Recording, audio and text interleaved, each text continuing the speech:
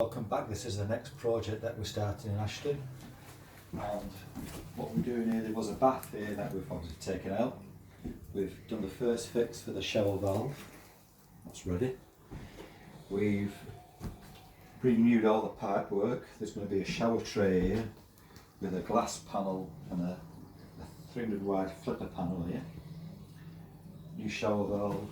There's going to be a combination unit here so that the basin will be here, then the back to wall pan will be there on a unit.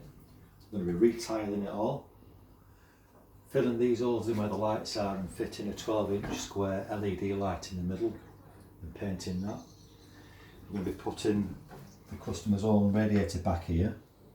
We've moved it over slightly, and we're going to fit another small radiator just there. We're going to ply it all and lay flooring. That's it.